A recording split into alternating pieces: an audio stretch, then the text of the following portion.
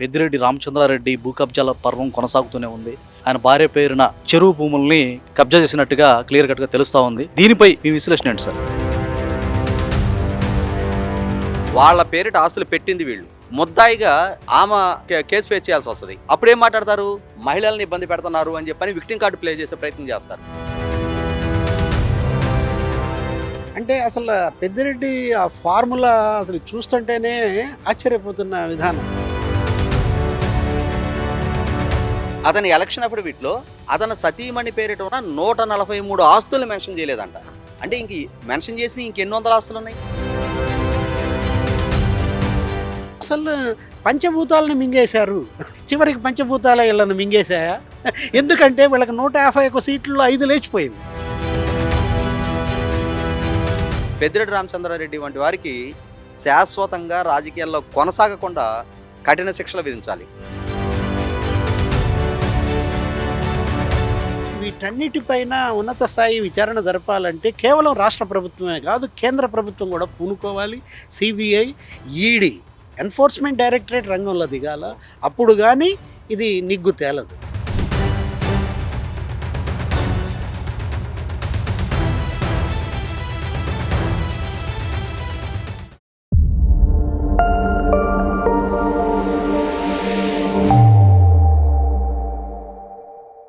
YCP నేత మాజీ మంత్రి పెద్దిరెడ్డి రామచంద్రారెడ్డి భూ కబ్జాల పర్వం కొనసాగుతూనే ఉంది.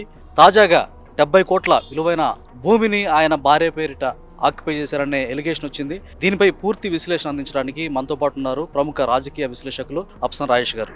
సార్ చెప్పండి, పెద్దిరెడ్డి భూ కబ్జాలు నానాటికి వార్తలు వస్తూనే ఉన్నాయి. అసలు ఆయన భూ కబ్జాల పర్వం మీరు ఎలా విశ్లేషిస్తారు? ఆయన యొక్క భూమిని ఆక్రమించడంలో ఆయన ఆంతర్యం ఏంటి అసలు? పెద్దిరెడ్డి రామచంద్రారెడ్డి గారి గురించి ప్రతిరోజు వార్తాపత్రికల్లో వారు గత 5 సంవత్సరాలు జగన్మోహన్ రెడ్డి గారి ప్రభుత్వంలో కీలక విభాగాలకి మంత్రిగా పనిచేసిన నాటి అధికారాన్ని దుర్వినియోగం చేసి అటవీ భూముల ఆక్రమణ, చెరువు భూముల ఆక్రమణ, మఠం భూముల ఆక్రమణ, మైనింగ్ వనరుల అడ్డగోలుగా కొల్లగొట్టింది, రకరకాల ఆరోపణల గురించి మనం వింటూనే ఉన్నాం. గతంలోనే ఇప్పుడు తిరుపతి కలెక్టర్గా ఉన్న వెంకటేష్ గారు జాయింట్ కలెక్టర్గా ఉన్న రోజుల్లో కర్ణాటకకి సంబంధించిన ఒక మఠం భూముల్ని ఫోర్జరీ డాక్యుమెంట్ ద్వారా 980 ఎకరాలని పెద్దిరెడ్డి రామచంద్రారెడ్డి గారి బినామీల పేరిట బదలాయింపు చేసుకున్న వార్త విన్నాం. అలాగే మొన్నటి ఎన్నికల్లో నామినేషన్ సందర్భంగా ఆయన సబ్మిట్ చేసిన అఫిడవిట్లో వారి సతీమణి గారి పేరిటున్న స్వర్ణలత గారి పేరిటున్న 143 ఆస్తుల గురించి అసలు అఫిడవిట్లో మెన్షనే చేయలేదు అని చెప్పని, ఆయన ఎన్నికని డిస్క్వాలిఫై చేయమని చెప్పని ఆయన మీద ఎన్నికల్లో ఓడిపోయిన బీసీవై పార్టీ అధినేత రామచంద్ర యాదవ్ గారు ఆంధ్రప్రదేశ్ రాష్ట్ర హైకోర్టులో ఎన్నికల పిటిషన్ ఫైల్ చేసింది విన్నాం. అదే సందర్భంలో ఇప్పుడు వచ్చిన ఈ ఆరోపణ, రేణిగుంట నుంచి పూతలపట్టు జాతీయ రహదారికి ఆనుకొని తూకివాకం పెద్ద చెరువు, ఆ చెరువుకు సంబంధించిన 7 ఎకరాల 28 సెంట్ల భూమిని, అంటే రెవెన్యూ రికార్డుల్లో చెరువు భూమి అని ఉంది. అటువంటి చెరువు భూమిగా ఉన్న ఆస్తి జాతీయ రహదారికి ఆనుకొని ప్రస్తుత తిరుపతి కలెక్టరేట్కి అతి సమీపంలో ఉండి తిరుచానూరుకి చాలా క్లోజ్ యాక్సెస్లో ఉన్న ఆ భూమి ప్రస్తుత రియల్ ఎస్టేట్ వాల్యూ పరంగా చూసుకున్నప్పుడు ఎకరం కనీసం 10 కోట్ల రూపాయలు ఖరీదు చేయగలిగే అంతటి విలువైన భూమి. అంటే 70 కోట్ల రూపాయల భూమి కళ్ళ ముందు కనిపిస్తూ ఉంది. దీన్ని ఎలా కబ్జా చేయాలి అని చెప్పని ఆలోచన చేస్తే, రెవెన్యూ రికార్డు వెరిఫై చేస్తే అందులో చెరువు భూమి అని చెప్పని రెవెన్యూ రికార్డులో మెన్షన్ అయ్యి ఉంది. దశాబ్దాల తరబడి చెరువు భూమిగా కొనసాగుతూ ఉంది. మరి అటువంటి చెరువు భూమిగా ఉన్న రెవెన్యూ రికార్డులో డిస్క్లోజ్ అయి ఉన్న ఆస్తిని మరి ప్రైవేటు వ్యక్తుల పరం చేయాలి అని అంటే దానికి కొంత ఆర్కెస్ట్రేటెడ్ డ్రామా నడిపించాలి. అంటే రెవెన్యూ రికార్డుల్ని ఆల్టర్ చేసే ప్రయత్నం చేయాలి, రెవెన్యూ రికార్డుల్ని మార్ఫింగ్ చేయాలి, తారుమారు చేయాలి, తమకు అనుకూలంగా మలుచుకోవాలి. దీనికోసం డీకే సుబ్రహ్మణ్యం అని చెప్పని ఒక ప్రైవేటు వ్యక్తిని తీసుకొచ్చారు. ఆ ప్రైవేటు వ్యక్తికి ఈ చెరువు భూమి మీద హక్కు ఉన్నట్టుగా రెవెన్యూ డిపార్ట్మెంట్ అప్రోచ్ అయ్యే విధంగా చేశారు. చేసిన తర్వాత చాలా వేగంగా స్పందించిన రెవెన్యూ డిపార్ట్మెంట్, ఎందుకంటే ఇదంతా ఒక ప్రీ ఆర్కెస్ట్రేటెడ్ డ్రామా. మంత్రి గారు ఆదేశించారు, ఈ భూమి ఈ ఆస్తి మన స్వాధీనం కావాలి, దానికి మీరు ఏ విధమైన ఆల్టరేషన్స్ చేస్తారో చేయండి అని చెప్పనిచ్చిన ఆదేశాల మేరకే రెవెన్యూ డిపార్ట్మెంట్ కూడా చెరువు భూమిగా ఉన్న ఈ ఆస్తిని డీకే సుబ్రహ్మణ్యం గారి పేరిట ప్రైవేట్ ఆస్తిగా, ఆయనకి సంబంధించిన ఆస్తిగా రెవెన్యూ రికార్డుని తారుమారు చేశారు. చేసి రెవెన్యూ డిపార్ట్మెంట్ వైపు నుంచి సదరు డీకే సుబ్రహ్మణ్యానికి హక్కు కల్పిస్తూ భూమిని ట్రాన్స్ఫర్ చేశారు. ఎప్పుడైతే డీకే సుబ్రహ్మణ్యం పేరిట ట్రాన్స్ఫర్ జరిగిందో సరిగ్గా 2 నెలలు గడిచేటప్పటికి ఆ డీకే సుబ్రహ్మణ్యం దగ్గర నుంచి పెద్దిరెడ్డి రామచంద్రారెడ్డి గారి సతీమణి స్వర్ణలత గారి పేరిట సేలీడ్ ఎగ్జిక్యూట్ అయిపోయింది. అంటే ఇక్కడ ఏంటి, మనకేం చెప్తారంటే ఒక కుక్కని కొట్టాలి అని అంటే, కుక్కని చంపాలి అని అంటే దానికి పిచ్చి కుక్క అని చెప్పిన ముద్రేస్తే జనమే రాళ్ళు విసిరి కొట్టి అది పిచ్చిదా మంచిది అనేది నిర్ధారణ చేసుకోరు, దాని మీద ఆ నింద మోపేస్తే చాలు దాన్ని చంపేస్తారంటారు. అలాగే పెద్దిరెడ్డి రామచంద్రారెడ్డి గారి మోడస్ ఆఫ్ ఆపరెండి ఏంటి, ఒక ఆస్తిని స్వాధీనం చేసుకోవాలి అని అంటే మొట్టమొదట తన బినామీల పేరిట ఆ ఆస్తి ట్రాన్స్ఫర్ జరగాలి. రెవెన్యూ అధికారులు ఆయన అడుగులకు మడుగులెత్తడానికి ఎప్పుడూ సిద్ధంగా ఉన్నారు అనేది ఈ మధ్యకాలంలో ఆయన మీద వచ్చిన ఒక ఎలిగేషన్ చూస్తేనే మనకు అర్థమవుతుంది. అదే చిత్తూరు జిల్లాలో పులిచెర్ల మండలానికి సంబంధించిన అటవీ భూములు, అంటే అడవి మధ్యలో 2 సర్వే నెంబర్లకు సంబంధించిన ఆ 27 ఎకరాల పట్టా భూమి 2 సర్వే నెంబర్లో ఉంది. దాన్ని ఏం చేశారు ఈయన 45 ఎకరాల పేరిట సేల్డీడ్ ఎగ్జిక్యూట్ చేసుకున్నాడు. అంటే భూమి వ్యాకోచం చెందింది. మనం బెలూన్లో కనుక గాలి ఊతే వ్యాకోచం చెందినట్టుగా బెలూను 27 ఎకరాలున్న 2 సర్వే నెంబర్లు రిజిస్ట్రేషన్ దగ్గరికి వచ్చాడు 45 ఎకరాలు అయినాయి. దాన్ని 10-1 అడంగలు చేయించుకునేటప్పటికి 77 ఎకరాలుగా ఇంకొంచెం వ్యాకోచం చెందింది. రెవెన్యూ అధికారులు మరి ఇంతగా అట్లా చేస్తుంటే ఇది ప్రాబ్లం అవుతుంది సార్ అని చెప్పేసి చెప్పే ప్రయత్నం చేసి ఉండలేదంటారా? అంటే ఆ రోజు వీళ్ళకున్న అధికారం ఒక పక్క వీళ్ళందరూ కళ్ళగంటా ఉన్నారు కదా, రాబోయే 30 సంవత్సరాలు మనమే అధికారంలో ఉంటాం. వైనాట్ 175 కుప్పంలో చంద్రబాబు నాయుడు గారికి సంబంధించిన స్థానిక సంస్థలన్నింటినీ నెగ్గాం మనం. అక్కడ కుప్పం మున్సిపాలిటీని నెగ్గాం. రాబోయే రోజుల్లో చంద్రబాబును కూడా ఓడిస్తామని చెప్పాను కదా, వీళ్ళందరూ బేకరాలు పోతా ఉంది. ఆ నేపథ్యంలో అదే అష్యూరెన్స్ అధికారులు కూడా కల్పిస్తూ ఉన్నారు. అరే పిచ్చోళ్ళారా, మీ పని మీరు చేయండి, మీకు ఏం కావాలో తీసుకోండి, రాబోయే 30 ఏళ్ళు మనమే అధికారంలో ఉంటాం. ఆ 30 ఏళ్ళ నాటికి నేనే ఉండను, ఇంక మీరందరూ ఎక్కడ ఉంటారు, మీరు ఎవడు మిగలరు, కనీసం మీ వారసులకైనా ఆస్తులు సమకూరతాయి కదా అని చెప్పని ప్రలోభ పెట్టారు, బెదిరించారు, దౌర్జన్యం చేశారు. కాంటబడి సిచ్యువేషన్ అధికార వ్యవస్థ కూడా కల్పించారు. అధికార వ్యవస్థ కూడా ఏం చేశారు, వీళ్ళకి ఎదురు తిరిగి మనం సాధించేదే ఉంది, వీళ్ళకి అనుకూలంగా ఉంటే మనకు లాభం దక్కుతుంది కదా అని చెప్పని వాళ్ళు లోపడ్డారు. ఆ లోపడి ఇక్కడ ఏం చేశారు, అసలు సెస్సులో ఆ 2 సర్వే నెంబర్లో ఉన్న భూమి 27 ఎకరాలు పట్టా భూమి 45 ఎకరాలుగా రిజిస్టర్ చేశారు. దాన్ని అడంగుల్లో 77 ఎకరాలు చేశారు. ఫిజికల్ పొజిషన్కి 104 ఎకరాలకు వెళ్ళింది. అంటే అసలు భూమి 27 ఎకరాలు, 4 27 108. అంటే దీన్ని 4 రెట్లు ఆ భూమి వ్యాకోచం చెందింది. అంటే ఏంటి, 27 ఎకరాల పట్టా భూమిలో ఏలు పెట్టి ఆ ఆస్కారం దక్కిన తర్వాత కాలు పెట్టేసి మొత్తం అడవినంతా ఆక్రమించేసి దానికి ఫెన్సింగ్ చేసి తోటలు పెంచుకొని అక్కడ ఓ పెద్ద విల్లా కట్టుకొని ఫామ్ హౌస్ నిర్మాణం చేసుకున్నారు. వీళ్ళు మొదటి నుంచి రెవెన్యూ డిపార్ట్మెంట్ అధికారులని ఆకట్టుకొని వాళ్ళ సహాయ సహకారాలతో వీళ్ళందరూ కలిసి ఒక నెక్సెస్గా ఈ విధంగా అటవీ భూములను ఆక్రమించారు. ఇప్పుడు చెరువు భూములకి ఈ డీకే సుబ్రహ్మణ్యం దగ్గర నుంచి స్వర్ణలత, అంటే ఎండ్ బెనిఫిషరీ పెద్దిరెడ్డి రామచంద్రారెడ్డి. సహజంగా ఏం చేస్తారు, అటవీ భూములో లేదు ప్రభుత్వ పోరంబోకులో బంజరు భూములో ఏదైనా సరే ప్రభుత్వం మిగులు భూములు ఉన్నాయి అని అంటే వాటిని ఎవరికి పంపిణీ చేయాలా, భూమి లేని పేదలకి అసైన్మెంట్ ల్యాండ్ల కింద ఇస్తారు. వేరే ఏ ఆధారం లేని వాళ్ళకి వాళ్ళ కుటుంబ పోషణ నిమిత్తం ఈ భూమిలో నువ్వు వ్యవసాయం చేసుకొని బతుకు అని చెప్పని అసైన్మెంట్ ల్యాండ్ కింద పట్టాలు ఇస్తారు. ఇక్కడ పెద్దిరెడ్డి రామచంద్రారెడ్డి లాంటి పేదవాడికి కూడా అటవీ భూములు కట్టబెట్టారు, చెరువు భూములు కట్టబెట్టారు. అంటే ఆయన కన్నుబడిన ప్రతి ఆస్తి మనం మోహన్ బాబుది రాయలసీమ రామన్న చౌదరి అని చెప్పని ఒక సినిమా చూస్తాం. ఆ సినిమాలో వీళ్ళ పెద్దల కాలంలో పరాధీనమైన ఆస్తుల మొత్తాన్ని కూడా ఆయన దౌర్జన్యంతో ఒక మ్యాప్ గీసుకొని సర్వే నెంబర్ వైజ్గా ఒక యారో విసిరి ఈ ఆస్తికి నాకు ఈరోజు స్వాధీనం అవ్వాల్సిందేనంటే ఆ కుటుంబాన్ని భయపెట్టో బలవంత పెట్టో దౌర్జన్యం చేసో హింసించో ఆస్తులను స్వాధీనం చేసుకున్నది మనం సినిమాల్లో చూసాం. కానీ ఇవాళ ఈ పెద్దిరెడ్డి రామచంద్రారెడ్డి ద్వారా వాస్తవ రూపంగా చిత్తూరు జిల్లాలో ఏ విధమైన ఆస్తుల అన్యాక్రాంతానికి పాల్పడ్డారనేది చూసాం మనం. 3 రోజుల క్రితం హైకోర్టుకు ఒక పిటిషన్ వచ్చింది. మఠం భూములు 3 ఎకరాల చిల్లర భూములు, ఈ 3 ఎకరాల చిల్లర భూములు మఠం భూముల్ని ఈయన స్వాధీనం చేసుకొని దాంట్లో పెద్ద ఇల్లు కట్టుకొని నివాసం ఉంటా ఉన్నాడు. ఇవి మఠం భూములు అన్యాక్రాంతం జరిగాయి అని చెప్పని మఠం వాళ్ళు కంప్లైంట్ ఇచ్చిన దాని మీద వాళ్ళు విచారణ చేసి నిర్ధారణ చేసుకొని ఈయన ఆక్రమణలో ఉన్నాయని చెప్పని ధృవీకరించుకున్న తర్వాత అక్కడ ఆ కట్టడాలు మొత్తం కూల్చేయాలని చెప్పని ఒక నిర్ణయం తీసుకున్నారు. తీసుకోగానే కట్టడాలు కూల్చడానికి కుదరకొద్దు, మీరు ఇంటర్ మాటర్ ఇవ్వండి అని చెప్పని హైకోర్టులో లంచ్ మోషన్ పిటిషన్ ఫైల్ చేశాడు. ఫైల్ చేయగానే హైకోర్టు మరి మీకు అంటే వాళ్ళ ఆస్తి మీరు ఆక్రమించారు అని చెప్పని వాళ్ళు క్లెయిమ్ చేస్తూ ఉన్నారు, మీ ఆస్తి అని చెప్పని చెప్పుకోవడానికి మీరేం డాక్యుమెంట్స్ సబ్మిట్ చేయలేదు, కాబట్టి ఈ మొత్తం ఆస్తిలో 80 సెంట్లకు మాత్రమే మీరు డాక్యుమెంట్ సబ్మిట్ చేస్తున్నారు, కాబట్టి ఆ 80 సెంట్ల వరకు మీకు ప్రొటెక్షన్ ఇస్తా ఉన్నాం, మిగిలిన భూముల్లో కూల్చివేతలు ఆపండి అని చెప్పని మేము ఆదేశాలు ఇవ్వలేము అని చెప్పని హైకోర్టు చెప్పడం జరిగింది. అంటే ఇక్కడ బాహాటంగా వ్యవస్థల ఉల్లంఘనకు పాల్పడతా ఉన్నాడు, ఆక్రమణకు పాల్పడతా ఉన్నాడు, అరాచకాలకు పాల్పడతా ఉన్నాడు. ఇతనికి అధికార వ్యవస్థ సహకరిస్తా ఉన్నారు. ఈ నేపథ్యంలోనే కదా ప్రభుత్వం మారగానే ఇతను ఆధ్వర్యంలో 596 జీవో ఎప్పుడైతే జగన్మోహన్ రెడ్డి గారి ప్రభుత్వం అంటే ఫ్రీ హోల్డ్ సర్టిఫికెట్ల ద్వారా 20 సంవత్సరాలు దాటిన అసైన్మెంట్ ల్యాండ్ ఓనర్లు అమ్ముకోవడానికి వెసులుబాటు కల్పిస్తూ ఒక చట్టాన్ని తీసుకొచ్చారు. ఆ చట్టాన్ని బేస్ చేసుకొని వీళ్ళు ముందుగానే విలువైన అసైన్మెంట్ భూముల్ని ఐడెంటిఫై చేసి ఆ యజమాని ప్రలోభపెట్టి వాళ్ళకు తృణమోపనం ఇచ్చి వాళ్ళతో సేల్ అగ్రిమెంట్లు చేసుకొని వాళ్ళ పేరిట ఫ్రీ హోల్డ్ సర్టిఫికెట్లు తెప్పించి ఆ భూములు మొత్తం కూడా వీళ్ళ బెనామీల పేరిట రిజిస్ట్రేషన్ చేసుకున్నారు అనేది పక్కగా నిర్ధారణ అయిన తర్వాత దీని మీద విచారణ ఎక్కడ జరుగుతుందో, ఎక్కడ ఈ అన్యాక్రాంతమైన ఆస్తులకు సంబంధించిన వివరాలన్నీ బయటకు వస్తాయని చెప్పాను కదా. ఈయన అనుయాయుల చేతే Madanapalle sub collector office record room దహనం చేయించి 2600 ఫైళ్లని అక్కడ దగ్ధం చేసి, అంటే అక్కడ ఫైళ్లు తగలబెట్టేస్తే వీళ్ళ వైపు నుంచి జరిగిన ఈ అరాచకాలు ఆక్రమణల పర్వం ఇక అక్కడతోటి కథ ముగిసిపోద్ది అని చెప్పిన ఒక కుట్ర కోణంతో ఆ విధమైన చర్యలకు పాల్పడ్డారు. ఆ చర్యలకు సహకరించింది ఎవరు? ప్రభుత్వోద్యోగులు. అక్కడ అప్పుడు పనిచేసిన ఆర్డీఓ, అప్పుడు పనిచేస్తూ ఉన్న ఆర్డీఓ, అంతకుముందు పనిచేసిన ఆర్డీఓల సహకారంతో ఈ విధమైన చర్యలకు వీళ్ళు ఉపక్రమించే సాహసాన్ని కొడిగట్టి ఇతని ముఖ్య అనుచరుడు మాధవరెడ్డి అని అతను ఆనాటి నుంచి ఈనాటికి ఇంకా పరారీలో ఉన్నాడు. ఈ నేపథ్యంలో ఖచ్చితంగా పెద్దిరెడ్డి రామచంద్రారెడ్డి ద్వారా చిత్తూరు జిల్లాలో జరిగిన భూ యాగం, దీన్ని మనం సర్పయాగము అశ్వవేధ యాగం అని చెప్పుకుంటారు కదా, ఆ విధంగా ఆయన కంటికి నదరగా కనిపించిన ఏ ఆస్తినైనా సరే నాకు స్వాధీనం అయి తీరాల్సిందే అని చెప్పని ఒక అత్యాశతోటి ఇన్ని ఆస్తులు ఉన్నా కూడా, ఎందుకంటే అతని ఎలక్షన్ అఫిడవిట్లో అతని సతీమణి పేరిట ఉన్న 143 ఆస్తులు మెన్షన్ చేయలేదంట. అంటే మెన్షన్ చేసిన ఇంకెన్ని వందల ఆస్తులు ఉన్నాయి అంటే అతనికే ఎక్కడెక్కడ ఆస్తులు ఉన్నాయి, ఏ సర్వే నెంబర్లో ఎంత ఎక్స్టెంట్ ఆస్తులు ఉన్నాయి, ఎంత విలువ గల ఆస్తులు ఉన్నాయి అనేది గుర్తులేని పరిస్థితుల్లోనే మరి మెన్షన్ చేయలే.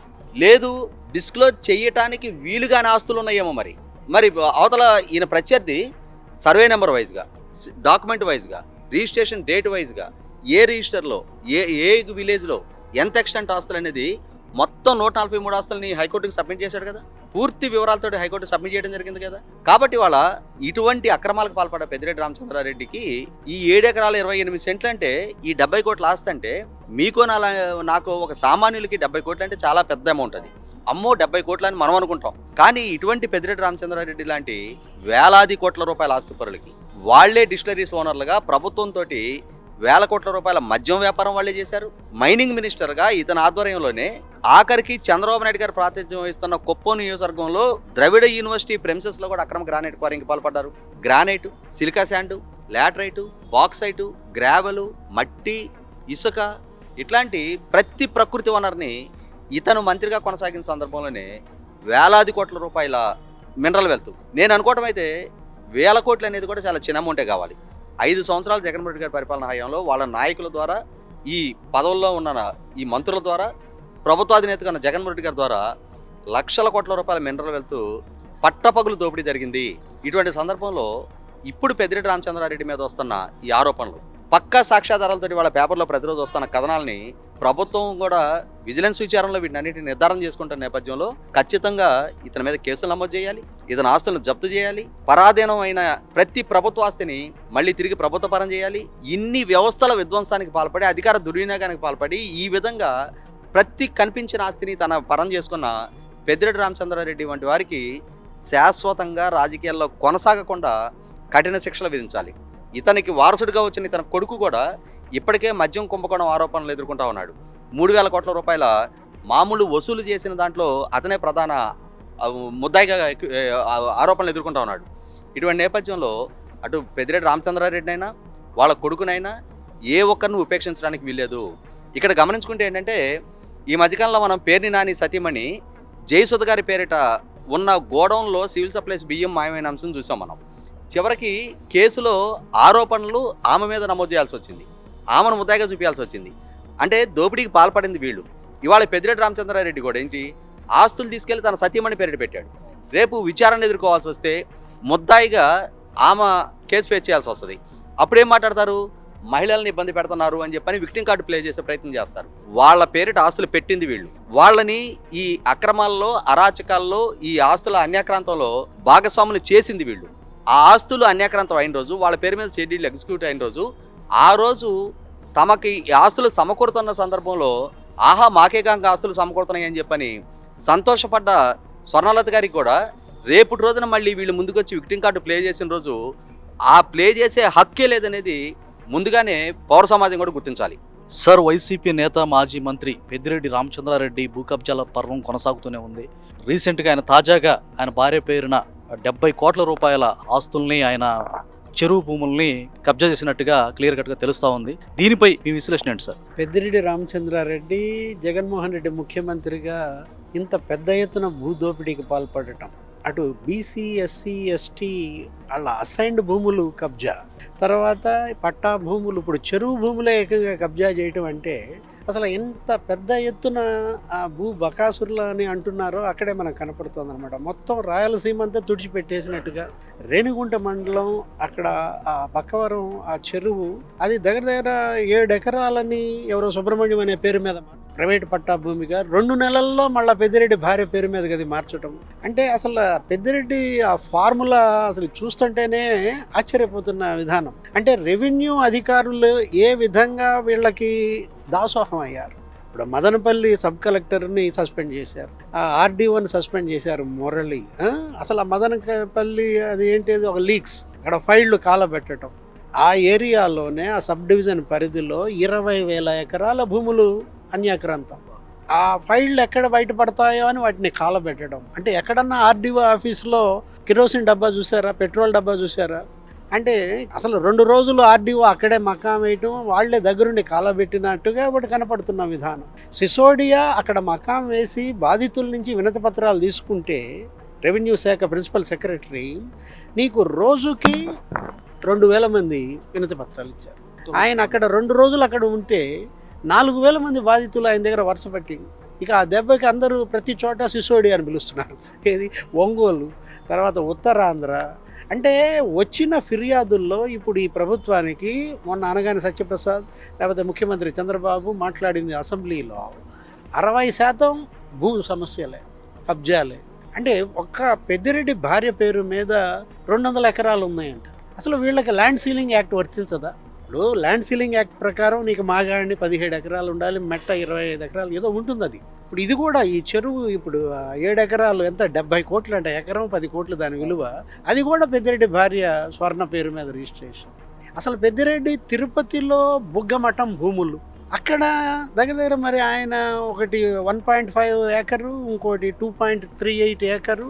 అక్కడే అతను పెద్ద విలాసం, ఆయన ఇల్లు. ఇప్పుడు దానిపైన హైకోర్టే సీరియస్ అయిన విధానం ఏది, అసలు మొత్తం తిరుపతిలో మఠం భూములు ఎలా దురాక్రమణ జరిగాయి.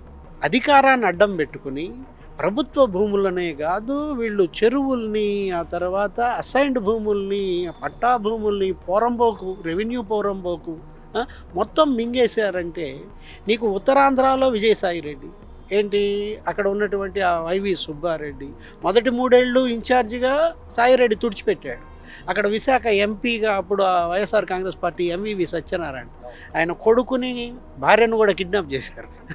ఏది అక్కడ హయగ్రీవ భూములు కానీ, దశపల్ల భూములు కానీ 40,000 కోట్ల రూపాయల విలువైన భూములు కబ్జా చేశారని. అసలు భూ కబ్జాల కోసమే జవహర్ రెడ్డి ఆ భోగాపురం ఎయిర్పోర్ట్ దగ్గర ఒక జీవో తెచ్చారని. ఆ జీవో 596 భోగాపురం ఆ విమానాశ్రయ పరిధిలో చుట్టుపక్కలంతా కూడా 100 కోట్ల రూపాయల విలువైన భూములు జవహర్ రెడ్డి పేరు మీద, లేకపోతే జవహర్ రెడ్డి మేనల్లుడి పేరు మీద అక్కడ రిసార్ట్లో మకాం వేసి రైతుల్ని బెదిరించి మీ దగ్గర ఆ భూములు పోతాయి మాకు ఇవ్వండి అని చెప్పి తక్కువ ధరకు కొనుగోలు చేసుకోవటం. దానిపైన మూర్తి యాదవ్ జనసేన పిటిషన్లు వేయడం, ఒక పెద్ద యుద్ధం.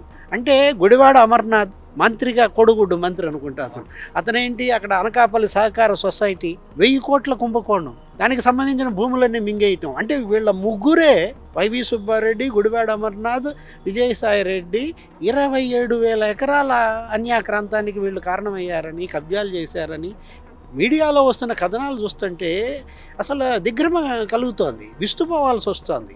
అంటే అసలు పంచభూతాలను మింగేశారు. ఇప్పుడు ఇది భూమి, ఆ తర్వాత విద్యుత్ ప్లాంట్లు, అగ్ని, దాన్ని మింగేశారు. అదేదో షిరిడి సాయి ఎలక్ట్రికల్స్ అని, ఇండో సోల్ అని చెప్పి మొత్తం ట్రాన్స్ఫార్మర్ల కొనుగోళ్లలో అవకతవకలు, అవినీతి.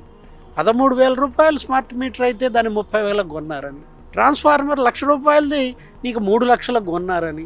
అంటే 1,000 కోట్లు వీళ్ళు అసలు పంచభూతాలు మింగేశారంటే అటు మైన్స్, నీళ్లు, దేన్ని వదిలిపెట్టలేదు. అంటే ఏది అది ఒక 5 ఉంటాయి అనుకుంటా పంచభూతాలు, అగ్ని, ఆకాశం, నీరు, లేకపోతే భూమి. చివరికి పంచభూతాల వీళ్ళని మింగేశాయా? ఎందుకంటే వీళ్ళకి 151 సీట్లలో 5 లేచిపోయింది. ఏది వీళ్ళ సీట్లు 151లో 5 పోయిందంటే పంచభూతాలే ఇవాళ వైఎస్ఆర్ కాంగ్రెస్ని మింగేసినట్టుగా మనకు కనపడుతుంది. ఒక్క పెద్దిరెడ్డి మిథున్ రెడ్డి డిస్టిలరీల కబ్జా. ఇప్పుడు ఆ మద్యం కుంభకోణంలో 7 అంచెల వ్యవస్థ అంట.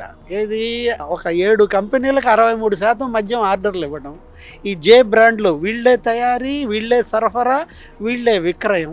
1,00,000 కోట్ల మద్యం అమ్మారంట. 1,00,000 కోట్ల మద్యం అమ్మితే 99,600 కోట్లు క్యాషే, ఆన్లైన్ పేమెంట్ లేదు. 400 కోట్లే ఆన్లైన్ పేమెంట్. 5 ఏళ్లలో 1,00,000 కోట్లలో 99,600 కోట్లు క్యాష్ ఏం చేశారు అంటే ఇక్కడ ఇష్యూ ఏంటి? మిథున్ రెడ్డి ఇవాళ ఈ 7 అంచెల మద్యం దోపిడీలో మనీ హ్యాండ్లర్స్ అంట, మనీ ఆర్గనైజర్స్ అంట, మనీ కొరియర్స్ అంట. అక్కడి నుంచి కసిరెడ్డి రాజు, సాయిరెడ్డి బయట పెట్టాడు మొన్న. ఏది విజయసాయిరెడ్డి అసలు దీనికి కింగ్ పిన్, కర్త, కర్మ, క్రియ కసిరెడ్డి రాజు అన్నాడు. అఫ్కోర్స్ జగన్కి ఏమీ తెలియదు అంటాడు. మళ్ళీ అక్కడ సాయిరెడ్డి డ్యూయల్ రోల్. సినిమాలో రజనీకాంత్ సినిమాలో పెళ్లి కొడుకు ఆడే చొక్కా మాత్రం ఆడేది కాదన్నట్టుగా, అంటే జగన్కేమీ తెలియదు, కర్త, కర్మ, క్రియ విక్రాంత్ రెడ్డి అని అంట. ఏది ఆ కాకినాడ పోర్టు, కాకినాడ సెజ్ 3,600 కోట్లు షేర్లు కేవీ రావుని బెదిరించి పాయింట్ బ్లాంక్తో వీళ్ళు రాంచుకున్న విధానం. సాయిరెడ్డి ఏమంటాడు? కేవీ రావుని చూస్తే అసహ్యం వేస్తుంది అంటాడు. జగన్మోహన్ రెడ్డి మీద మనసు ఇరిగిపోయింది అంటాడు. నీ మనసులో నాకు స్థానం లేదు, నా మనసులో నీవు ఇరిగిపోయావు అంటాడు. సార్, లవ్ బర్డ్స్ మాట్లాడే భాష అంటే మగవాళ్ళే. మొన్న చూడబోతేనేమో జగన్మోహన్ రెడ్డి గారు దేవినేని అవినాష్ అందగా అంటాడు, కొడాలి నాని అందగా అంటాడు, వంశీ అందగాడు అని చెప్పి అంటారు. అంటే వీళ్ళ యొక్క మానసిక స్థితిని ఎలా అర్థం చేసుకోవాలి సార్? సాయిరెడ్డికి అందగాడు జగనే. ఏంటి వీళ్ళు ఈ బ్రేకప్ స్టోరీ చూస్తుంటే జనానికి ఎంత విరక్తి పుట్టిందో అక్కడే అర్థమవుతుంది. వీళ్ళ భూ కబ్జాలు, వీళ్ళ యొక్క మద్యం సిండికేట్, ఆ నాసి రకం మద్యం ప్రజల ఆరోగ్యాన్ని దెబ్బతీశారు. 40% మంది లివర్ దెబ్బతింది. అసలు వీళ్ళు ఇంకా దేన్ని వదిలేశారు అంటే 5 ఏళ్ల జగన్మోహన్ రెడ్డి పరిపాలనలో జరిగిన అవినీతి కుంభకోణాలను బయటకు తీయాలంటే ఈ 5 ఏళ్ళు చాలవన్నమాట. అతను ఓడిపోయినాక ఇవన్నీ బయటకు వస్తున్నాయి. ఏది జగన్మోహన్ రెడ్డి సీఎంగా ఉన్నప్పుడు ఇసుక కుంభకోణం అనో, లేకపోతే మద్యం కుంభకోణం అనో, మైన్ల కబ్జా అనో, మన మీద మైనింగ్ కార్పొరేషన్ వీటితో జరిపారు. అవి కుంభకోణాలు అనుకున్నాం. అదాని అదే ఓడిపోయినా బయటకు వచ్చింది. అది 1,750 కోట్లు అమెరికా న్యూయార్క్ ఈస్టర్న్ కోర్టు బయట పెట్టింది. ఎవరు ఆంధ్రప్రదేశ్ సీఎం అంట, అదాని 1,750 కోట్లు రుణాలు ఇచ్చారంట. జగన్కి లంచాలు ఇవ్వడం కోసం అమెరికా బ్యాంకుల దగ్గర అప్పు తెచ్చుకున్నారంట. అంటే అమెరికాలో కూడా ఆంధ్రప్రదేశ్ అవినీతి చర్చనీయాంశం చేశారంటే అది సరే. ఇప్పుడు ఈ Kakinada SEZ, Kakinada port, KV Rao బెదిరించి 3,600 కోట్ల షేర్లు మార్చుకోవటం ఓడిపోయినాక బయటకు వచ్చింది. అంటే ఇంకా ఇప్పటికీ అస్థిపంజరాల్లాగా బయటపడుతున్నాయి. ఏది మనకు తెలియదు. ఇప్పుడు ఈ బక్క చెరువు, బక్కపట్నం ఏది ఆ 7 ఎకరాల కబ్జా. అరే రేణిగుంట నీకు తిరుపతి విమానాశ్రయం పక్కనే 22 ఎకరాల అసైన్డ్ భూమి ఆమె పేరు మీదే, ఎవరు పెద్దిరెడ్డి స్వర్ణ పేరు మీదే. ఆ ప్రాంతంలోనే 25,000 ఎకరాలు రిజిస్ట్రేషన్ జరిగిందని. అంటే 14 లక్షల ఎకరాలు వీళ్ళు టెండర్ పెట్టినట్టు. మొత్తం ఎస్సీ, ఎస్టీ, బీసీ అటు ప్రభుత్వ భూములు కానీ నిషిద్ధ జాబితా నుంచి తప్పించి దానిలో 9 లక్షల ఎకరాలకు అంత ప్లాన్, అంత స్కెచ్ సిద్ధం చేసేసారని. 25,000 ఎకరాలు అసలు రిజిస్ట్రేషన్ అయిపోయిందని. ఈ భూ కబ్జాలన్నిటిపైన కూటమి ప్రభుత్వం ఉన్నత స్థాయి విచారణ జరపాలి, ఒక కమిషన్ వేయాలి, దీనికోసం ఒక టాస్క్ ఫోర్స్ని నియమించాలి, వీలైతే ఒక మంత్రిని కూడా పెట్టుకోవాలి. ఏది రేపొద్దున నాగబాబు ఎమ్మెల్సీ అయినట్టున్నాడు, మంత్రి పదవి ఇస్తానన్నట్టున్నారు. ముఖ్యమంత్రి చంద్రబాబు తన క్యాబినెట్లో నాగబాబుని తీసుకుంటున్నాడు. నాగబాబుకి పోర్ట్ఫోలియో అప్పచెప్తే సరి. స్పెసిఫిక్గా ఒక క్యాబినెట్ మంత్రి దీనికి నియమించాలనేటువంటి ఆకాంక్ష ప్రజల్లో కూడా ఉంది సార్. ఒక మంత్రిని పెట్టాలి. ఇవన్నీ బయటికి రావాలంటే నెక్స్ట్ దీనిపైన ఒక టాస్క్ ఫోర్స్ వేయాలి, ఒక జ్యుడిషియరీ కమిషన్ కూడా వేయాల్సిన అవసరం, న్యాయ విచారణ జరపాలి. ఎందుకంటే ఇది విలువైన ప్రజాధనం, బాధితులంతా వెల్లువెత్తుతున్నారు. మీరు దోషుల్ని శిక్షించండి, ప్రజాధనాన్ని కాపాడండి, బాధితులకు న్యాయం చేయండి. 3 గెలిపించారు, 3 పార్టీలను గెలిపించారు. ఇవాళ ఇది త్రిమూర్తులు ఈ ప్రభుత్వాన్ని నడుపుతోంది. 3 రకాలుగా ప్రజలను ఆదుకోవాలి. ఏది బాధితులకు న్యాయం చేయాలి, ప్రజాధనాన్ని కాపాడాలి, దోషుల్ని కఠినంగా శిక్షించాలి, మళ్ళా ఈ తప్పు చేయకూడదు అనే భయం పుట్టించాలి. వైసీపీ పెద్దలు చేసినటువంటి దురాతకాలన్నీ కూడా తేటతలం అయిపోయినాయి సార్. అయితే ప్రజలు చూస్తున్నారు అంటే ఎలాంటి కూటమి సర్కార్ ఈ విషయంలో ఎలాంటి నిర్ణయం తీసుకుంటుందని, ముఖ్యంగా అధికారులు కూడా ఆ విధంగా దాసోహం అయ్యి వాళ్ళ అడుగులు వచ్చటం, అంత దాసోహం అవడాన్ని మనం ఎలా అర్థం చేసుకోవాలి? అధికారులు ఎవరైతే అంటకాగారో, ఈ అక్రమాలకు దోహదపడ్డారో వీళ్ళంతా నిందితులు. ఏది ఇక్కడ 2 కోణాలుగా చూడాలి. రాజకీయ అవినీతి, పాలనాపరమైన అవినీతి. ఎవరైతే జగన్మోహన్ రెడ్డి అతని గ్యాంగ్, ఇప్పుడు ఈ పెద్దిరెడ్డి రామచంద్రారెడ్డి, లేకపోతే అక్కడ విజయసాయి రెడ్డి, వైవి సుబ్బారెడ్డి, ఇట్లా అందరూ మొత్తం ఊళ్ళు దొంగలు పంచుకున్నారు. సజ్జల రామకృష్ణారెడ్డి అటవీ భూములు మరి ఆయన ఫ్యామిలీ ఏది ఆయన కుటుంబమే వేసిందంట అక్కడ 75 ఎకరాలు అక్కడ కడప జిల్లాలో. అంటే ఒక సజ్జల ఆయన కుటుంబం కొన్ని వేల కోట్లకు పడగెత్తిందని, ఆక్రమణలు కానీ నగదు కానీ మొత్తం. ఇప్పుడు ఆ మద్యం కుంభకోణంలో చివరి లబ్ధిదారు బిగ్ బాస్ అంటే జగన్మోహన్ రెడ్డి. ఎవరు? ఇప్పుడు పెద్దరెడ్డి కొడుకు ఏమో 6వ అంచెలో ఉన్నాడు, 5వ అంచెలో కసిరెడ్డి రాజు నుంచి నగదు పెద్దరెడ్డి కొడుకు అని, పెద్దరెడ్డి కొడుకు ఆ నగదుని వివిధ రూపాల్లో మార్చి బిగ్ బాస్కి అందజేసినట్టు. అంటే వీటన్నిటిపైన ఉన్నత స్థాయి విచారణ జరపాలంటే కేవలం రాష్ట్ర ప్రభుత్వమే కాదు, కేంద్ర ప్రభుత్వం కూడా పూనుకోవాలి. సిబిఐ, ఈడీ, ఎన్ఫోర్స్మెంట్ డైరెక్టరేట్ రంగంలో దిగాల. అప్పుడు కానీ ఇది నిగ్గు తేలదు.